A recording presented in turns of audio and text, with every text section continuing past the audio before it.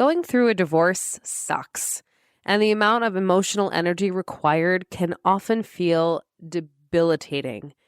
Everyday stuff can start to feel extra challenging because the baseline is a rocky foundation.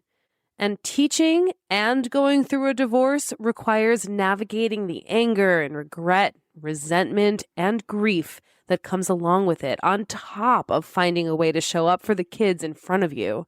Now, for those of you who have been hanging with me for a while, you know that pushing through and keeping it together is not what we do here, which is why I invited Sharri Freedman here today. And she is a divorce coach and helps people ditch the drama and do divorce differently by giving people the tools to manage their emotions and get out of the constant feeling of activation to get into a place of peace and calm, which, yes, is very possible.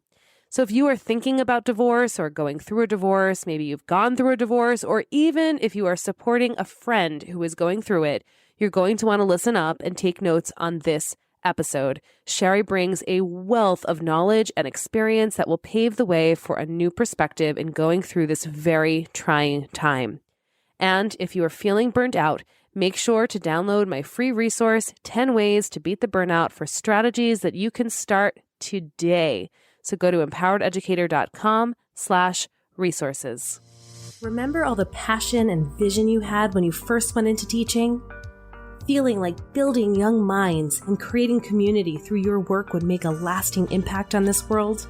Well, those days may feel like they're behind you now because you're exhausted, stressed, and overwhelmed and frustrated.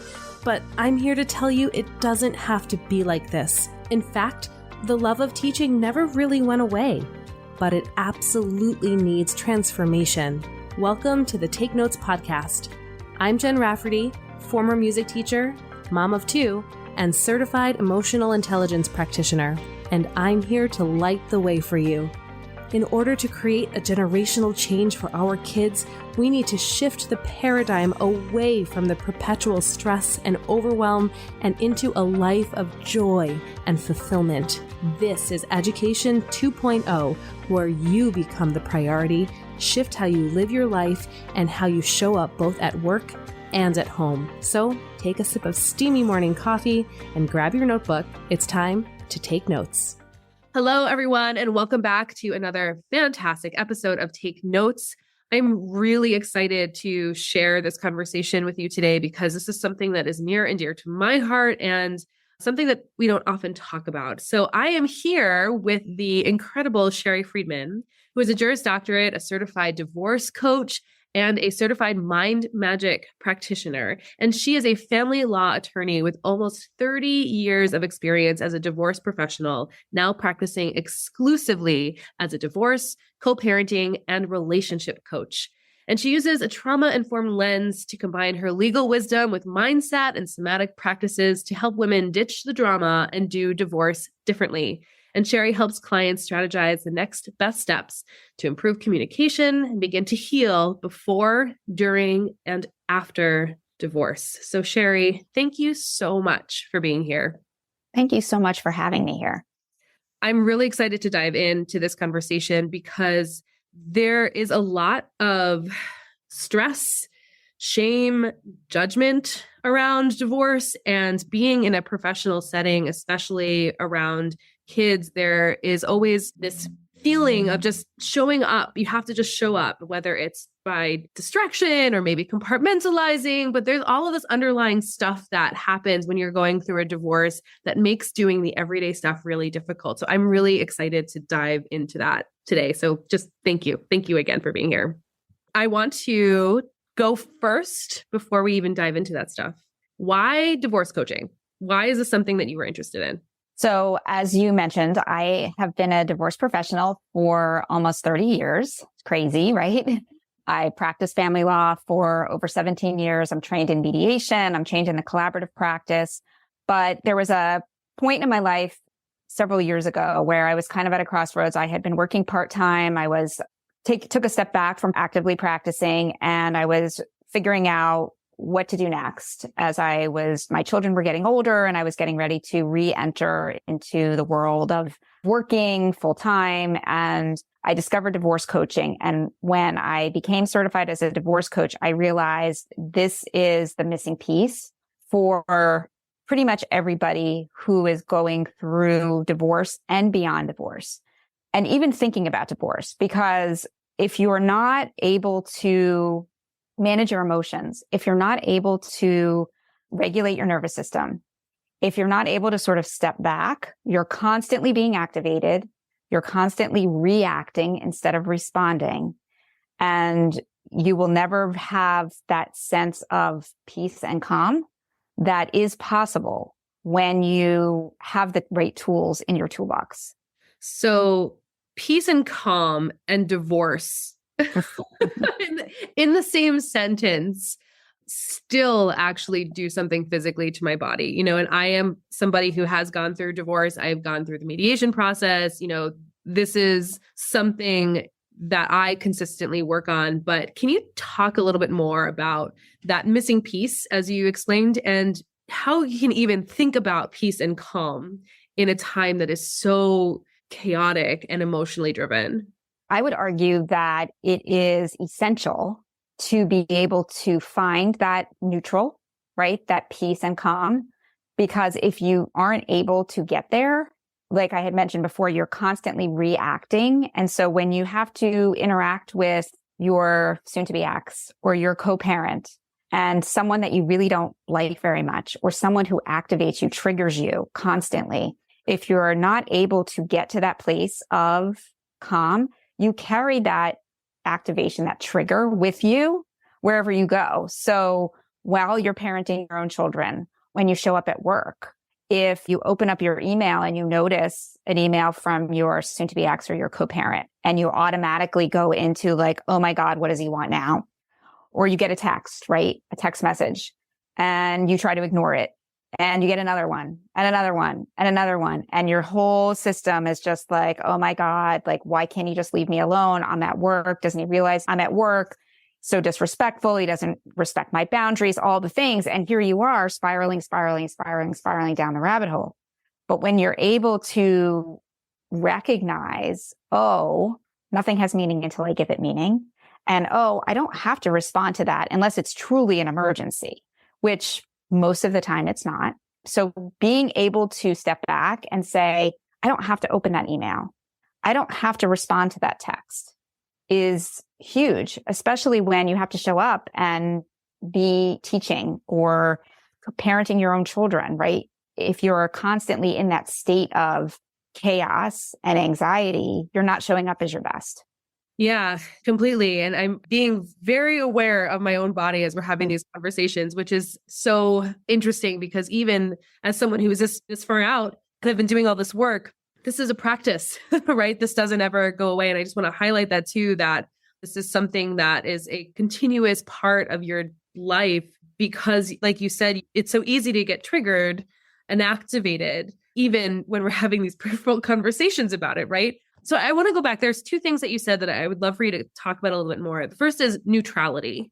And can you explain a little bit what you mean when you say that nothing has meaning unless you give it meaning? And how do we get to a place of neutrality? Because again, this is so emotionally driven, right? And there's so much backstory and narrative that comes along that with every interaction, it just brings up this wave of all of it, all of the time. So how do we even get to a point where we can say, okay, this thing has happened and I am neutral about it? What does that look like and how do we get there? So like you said, it is a practice and it is ongoing. And I'm so glad that you brought up the fact that you're far out, like you're several years out from your divorce, but yet you're still doing the work and you still get activated. And this is why working with a coach post-divorce is as important, if not more important, than actually while you're going through the process. So there's a lot of value in working with a coach while you're going through the process, but there's also a benefit to working with a coach, even if you're already years past divorce, because it is a practice. Now I kind of got off track. Yeah, no, I was asking about neutrality. And so, as someone who has been doing all of this work for so long, keeping that neutrality and not putting meaning on it is challenging. So I'd love to know, what does that neutrality look like and how do we even get there?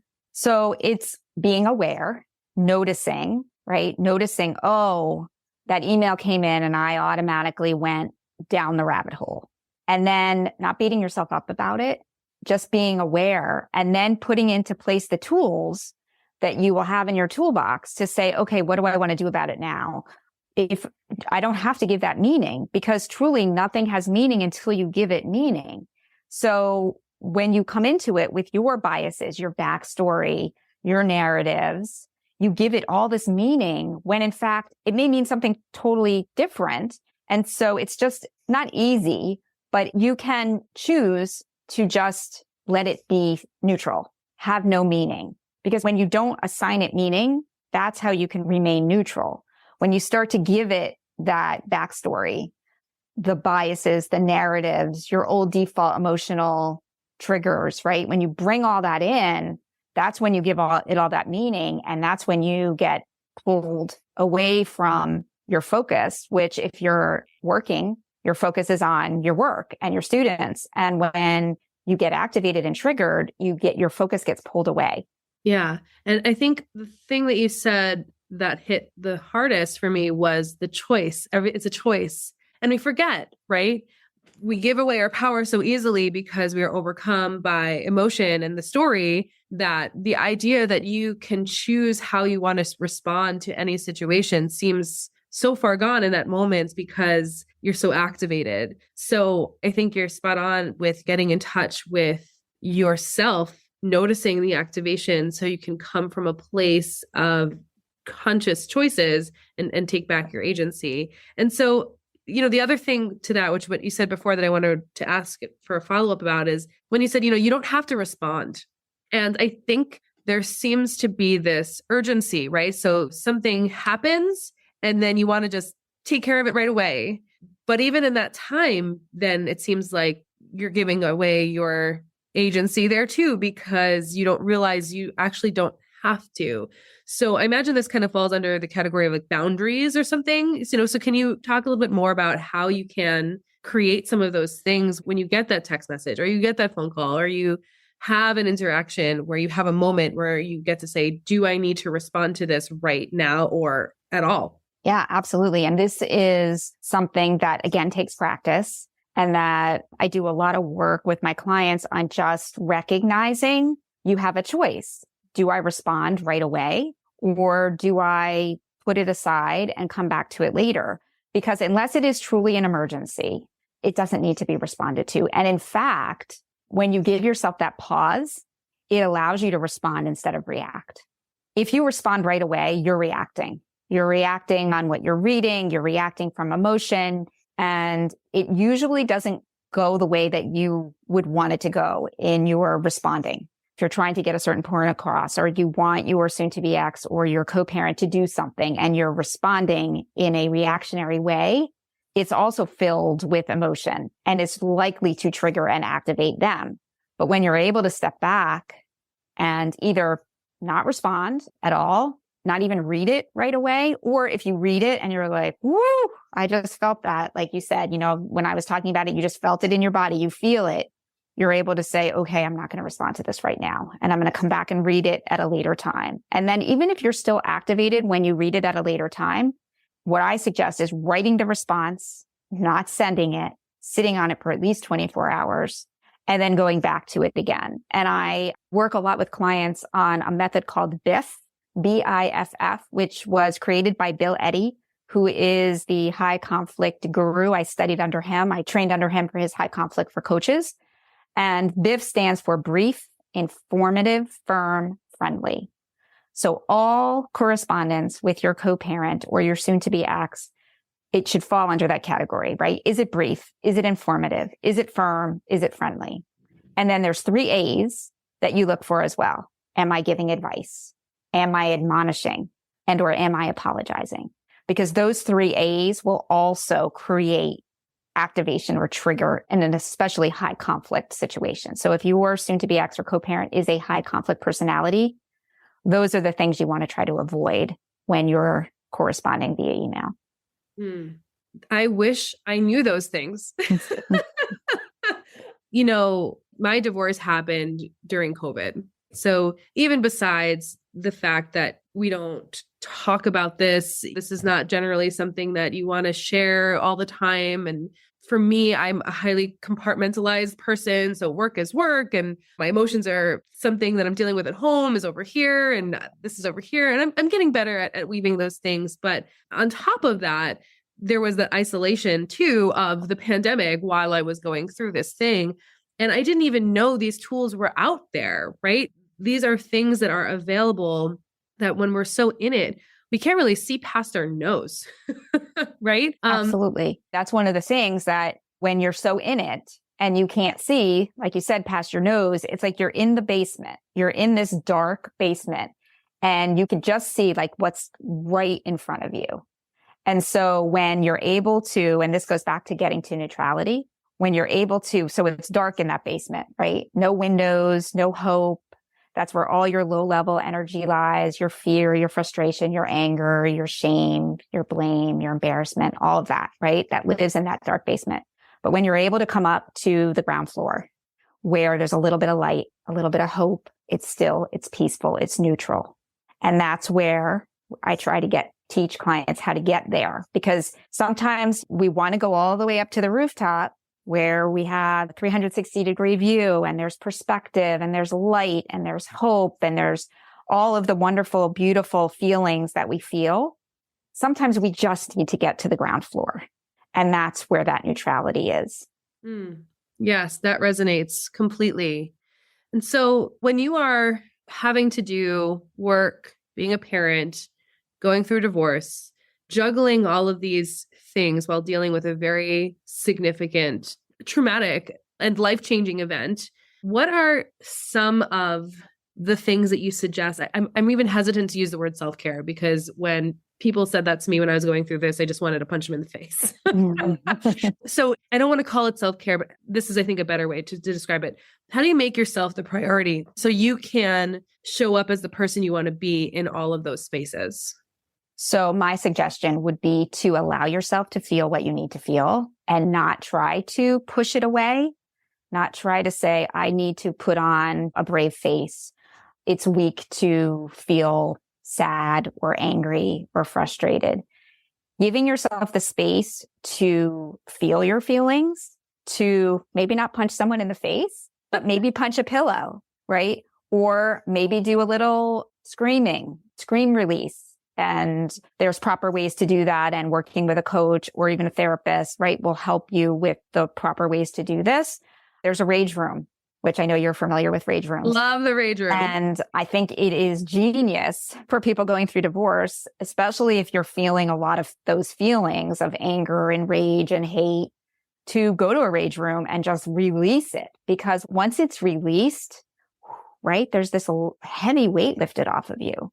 So those are in and of itself forms of self-care. Yes, you can take bubble baths and you can take walks and drink water and exercise, all really important when you're going through divorce, but also finding ways to release the emotion and not beating yourself up. If you are feeling sad, if you are crying, if you go home and you're just like curled up in a ball sobbing and, want to eat a pint of ice cream, and then allowing yourself permission to do that.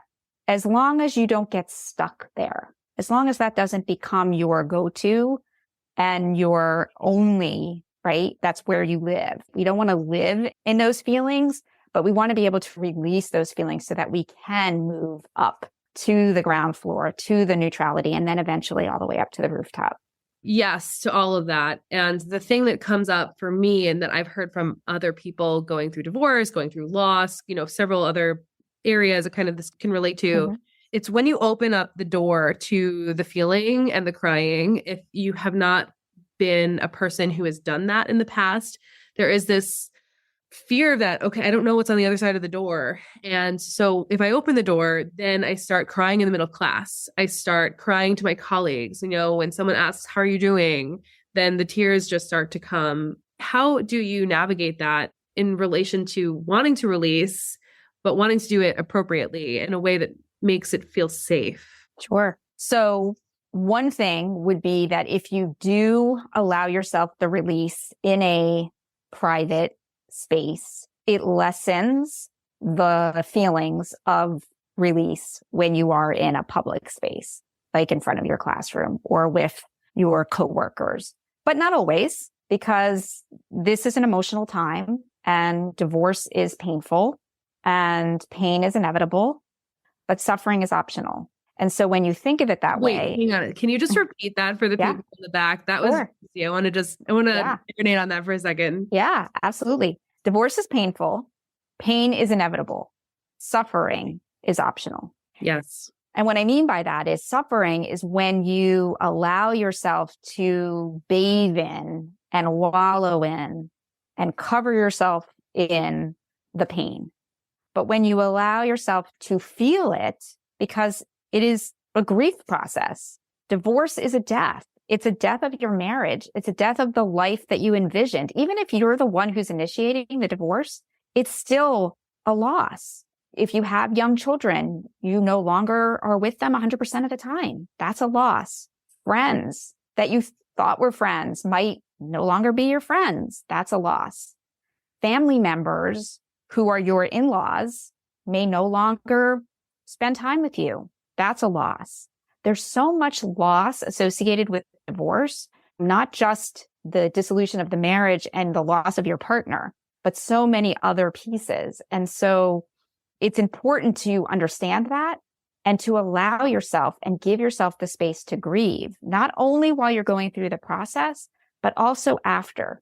Because what I have found is that people will say, well, I've already grieved. I've already cried. I've cried. I can't cry anymore.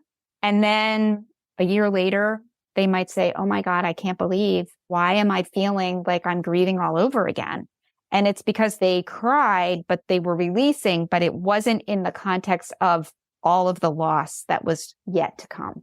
Does that make sense? Oh yeah. And so there's mourning is a huge part of this. And again, at least going back to my experience, there was mourning for that. But at the same time, it was literally the same weekend that the world shut down. So then there was the mourning of the life that I had the day before, the job that I had standing in front of all of my kids in a choir situation, directing that and homeschooling all of a sudden. So the tremendous losses that happened, we don't look at those losses generally as a society as sort of having the same weight as an actual death. And I think this is maybe one of the reasons why I wanted to have this conversation on this podcast to highlight this loss in a way that normalizes grief of divorce with the same space and mass as the loss of a life, because we don't treat them the same. We don't. But inside, do they feel the same? Absolutely. And it's arguably more difficult because when you have a loss of a life, people come around you, right? Food is brought, flowers are sent. People want to help you. People want to spend time with you to help you through the mourning process. When you go through divorce, it tends to be the opposite. People run away. People don't want to be associated because of fear that maybe their marriage isn't as strong as they thought it was, or whatever the thought process may be. But you tend to be alone and feel very lonely. And that is something that I agree with you. There needs to be a shift, a change as to how society perceives divorce. And one of the things that you mentioned earlier that made me think about failure and how people think of divorce as a failure and it's embarrassing and there's a lot of shame around it, but there doesn't need to be, because it's not a failure. Yes, your marriage may have failed, but you are not a failure. And what I have found and why I am so passionate about the work that I do is that the people that come to me, their self-esteem is in the toilet when they're going through divorce. And it's so important to understand that regardless of what happened in your marriage, whether you were the one who initiated it, whether your spouse is the one who initiated it, you are enough. You have always been enough, and divorce doesn't change that. Yeah, that is very powerful and an important lesson to learn through that, because it's not always easy to find it. True. It's not. And that's why it's what became very apparent to me is that the people who I have worked with, It doesn't matter whether they're super successful entrepreneurs or business people, or whether they were a stay-at-home mom. Everyone who comes to me feels less than, feels like they are not deserving, feels like they are no longer worthy. And that breaks my heart, because these are beautiful, smart, loving people who deserve and are deserving of everything they want and everything that they dream about. And yet they feel as though they no longer are worthy of wanting those things. Yes. And that, I think, brings me to this self-forgiveness piece, right? Can we talk about that a little bit? Because that has been an ongoing process for me as well. Because even after the initial, okay, younger Jen, you made decisions based on the information you had and the best decisions you could have made at that time. And the reason I'm here right now in this moment and context and time and space is because younger Jen made those decisions, and whether or not they always felt good is kind of besides the point, right? But there had to be an active dialogue that went on between me and my younger self regarding that forgiveness piece that, even with all the work, still comes up to this day. So how do you walk through your clients through that process so they can forgive and then understand that they are worthy of everything that they want? So first, they have to be open to even the notion of self-forgiveness. Not everybody is, and not everybody's ready. So you have to be. Yeah. Can I pause you right here for a second too? Because this came up for something too. I thought for a long time I had to forgive my ex. That was something that was really, I was like, I'm angry, I'm resentful. And I thought I was resentful at him, but it was really actually about younger versions of me. So I think being open to doing something like that, you're right, is really important, asking those questions, because otherwise the door is shut. Right, exactly. And you're right. A lot of people think, well, I could never forgive. And forgiveness isn't about the other person. Has zero to do with your ex. Zero. Yes, there are benefits to forgiving that person if you can get yourself there. But really, the forgiveness has nothing to do with them. It's all about you. Because when you carry around that bitterness, that resentment, that anger, that hatred, it doesn't hurt them at all, but it's killing you. Yep. It's that quote about drinking poison and expecting the other person to die. You're feeding yourself. A sticker a long time ago. I remember thinking like, damn, they read me big time. Yeah, you're totally right. Because the stories that you're telling yourself, those narratives, and if you're not willing and able to let go of them, you're going to remain that anger, bitter person. And if that's not who you want to be, then something has to change, because you can't continue to tell yourself the same stories and expect yourself to change. It's impossible.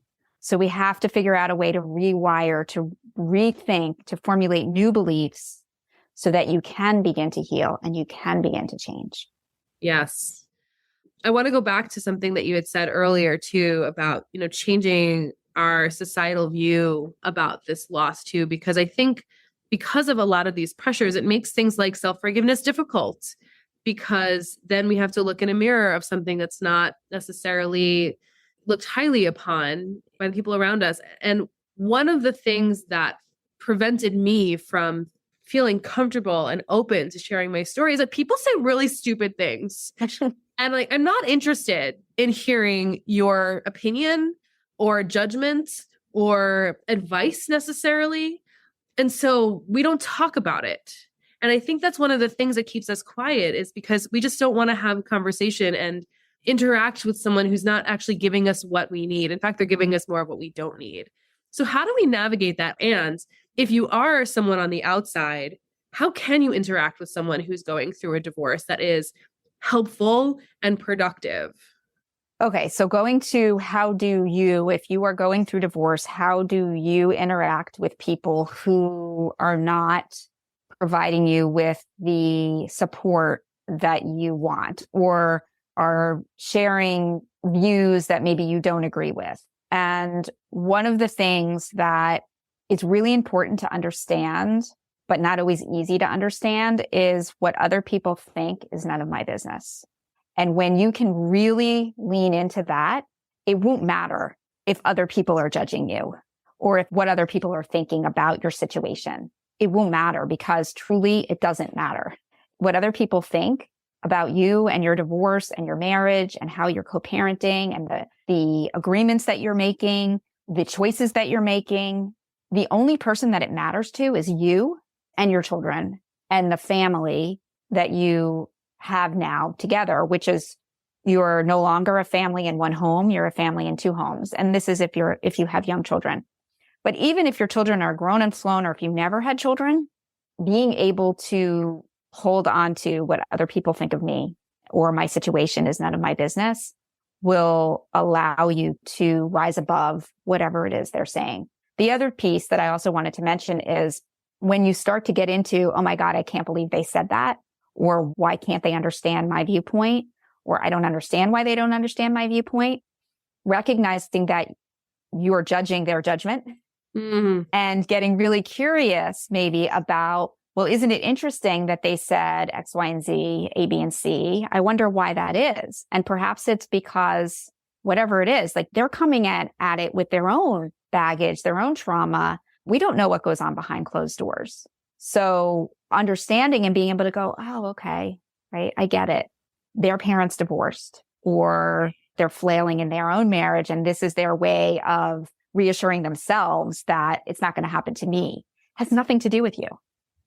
Yeah. So that's huge. And that takes a lot of practice, right? It's like, I think of those moments and the work that we do in our own arenas, and we're like training for these moments, right? As if we're going to like this mental, emotional gym and we're training and training. So when that interaction comes, you actually get to be in a place of what, I'm going to take it back to what you said at the beginning of neutrality, of totally being unaffected by what another person responds with when you're sharing your story. That takes a lot of practice. It does. And you're right. It is like a mental gym, I think you said. It is that it's like when you go to the gym and you lift weights to tone your muscles and you get toned and then you stop lifting and then you're wondering, well, where did my muscles go? Right? It's the same thing. You do the work, you do the work, you do the work, and then you're like, I'm good. And then you stop. And 3 months later, you're like, holy crap, why am I back in the basement down the rabbit hole? It's because you have to constantly be working the mindset muscles and the rewiring of your beliefs and your thoughts, because your old default programming is so strong and it's so easy to slip back into those old patterns, those old beliefs, because those old patterns and old beliefs were planted in your subconscious at a very early age. And so they've been there a really long time. And this new work, this new thought process, this new way of being and thinking and doing is in infancy, basically, right? Compared to all of that programming that goes back to when you were a child.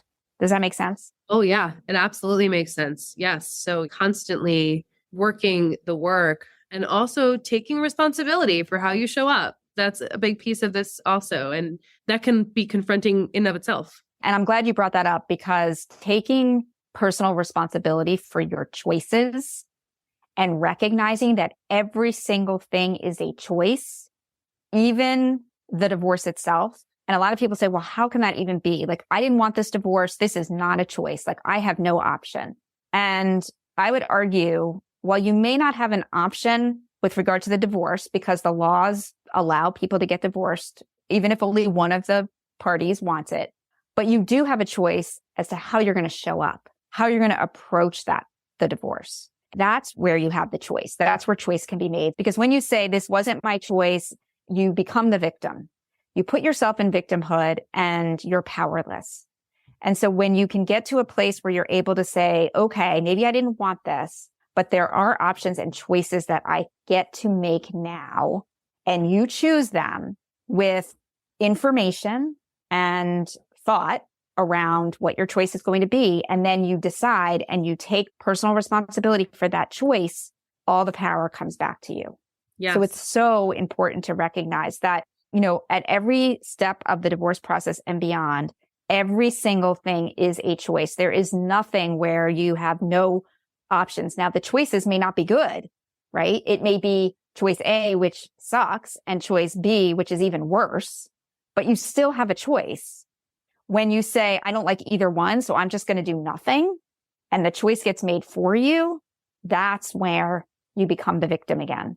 Yes. And then this, of course, reminds me of the book, The Choice, which have you read that one? I haven't, but it is on my list. I know I need to read it. That is a life-changing book. I will put that in the show notes as well, by Dr. Edith Eger, who is the Holocaust survivor and just brilliant woman. But this is exactly what she talks about, is everything being a choice, and finding your power in that is how we get through and survive. So I want to bring it back before I ask you the last question about if you're a person on kind of on the periphery and you're watching someone go through divorce, how can you show up and do something supportive instead of putting your foot in your mouth? So first, recognizing that you might put your foot in your mouth and just being open to saying, I don't really know what to say in this moment, but I just want you to know that I'm here for you. What do you need?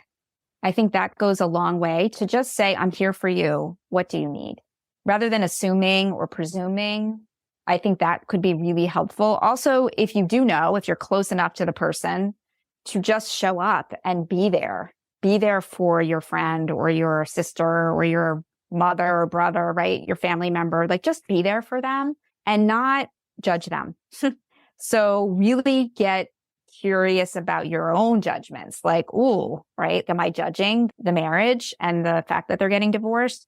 And can I get curious about it and be like, oh, isn't it interesting? And I wonder what they were thinking or feeling. And how can you come at it from a place of compassion as opposed to a place of like, I can't believe you, whatever it is that you can't believe, right? That you're breaking your family apart or like all the things, right? And I'm sure you've heard like, I can't believe you're breaking your family apart, or it wasn't that bad, right? There are no broken bones. He didn't hit you, right? So there's a lot of shame and blame around that too, because there are many marriages that fall apart and there really is no big, like, oh my God, right? There was no infidelity. There was no domestic violence, but there might have been some emotional abuse going on, but there doesn't even have to be that though. It could just be that you're just no longer compatible as lovers. You're no longer compatible as a team together in one house. It doesn't mean you can't be better as a team for your children, if you have children, in two different households. Mm-hmm. And sometimes you're actually a better team if you are in two separate households. Yeah. And, I chuckled there because it hits home. And it's interesting too, because again, like you said, it feels really lonely. And because we don't talk about it, it seems even more isolating. Whereas if we were able to talk about it, there are so many people going through the exact same thing, which is what I really wanted to highlight this, because whether you're listening and you're going through it yourself, or somebody who's going through it, talking about it is going to change the way we interact with each other around this loss and support each other and humanize it in a way that we can all grow and move forward together. Because, there are only so many themes, right? You're not alone. And this is sometimes part of the human experience, which is okay. It's what makes us human. Absolutely. So in regards to the conversation we've had and how we want people to show up, especially in a place where interacting with colleagues, we have this work family, but also we're in front of kids all the time. I asked this question to everybody. And so I'm curious to know, through the lens of what we just talked about, what is your dream for the future of education and how teachers can show up? I don't want to say despite what's going on at home, but as a complete person, right? This isn't about compartmentalized. Well, this is home stuff and this is work stuff. Like, leave your BS at the door. It doesn't work that way. Wherever you go, there you are. How do we do that? What is the dream there for you? And I love how you said, wherever we go, here we are, because it is so true, right? You are who you are, and you can't, as much as you try, compartmentalize, right? Things are going to seep in wherever you are. And so when you ask me that question, I think that as an educator, if you are able to feel what you need to feel, believe in yourself, and believe that it's okay to feel your emotions, to have the tools to regulate your nervous system, like breathing, tapping, which we didn't really talk about, but these are all ways to, regulate your nervous system. You can carry that with you into your classroom, because your students have also can gain insight and perspective from you. They're looking to you. And I want to give an example because it's something that I can relate more to as a practitioner with individuals and their families.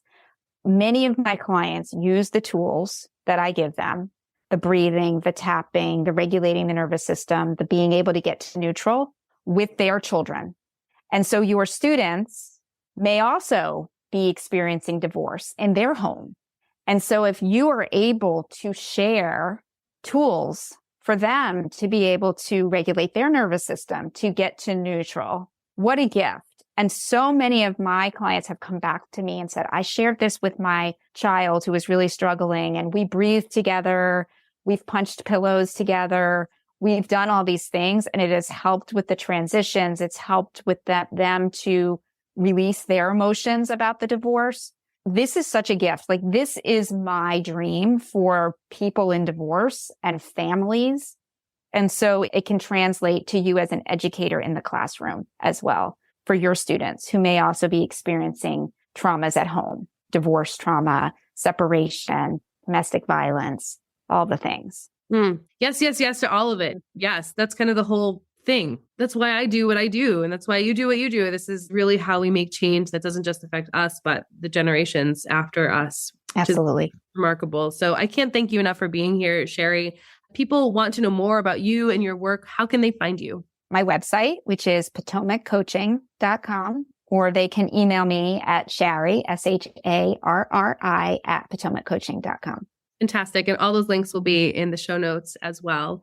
Thank you for this very important conversation. It was really great to talk with you today. Thank you. If you enjoyed today's episode and know somebody who could benefit from it, please share it. Make sure you subscribe to take notes so you can get all of the new episodes downloaded right away as they come out. Stay well, everyone. We'll see you next time on Take Notes. Incredible, right? Together, we can revolutionize the face of education. It's all possible, and it's all here for you right now. Let's keep the conversation going at Empowered Educator Faculty Room on Facebook.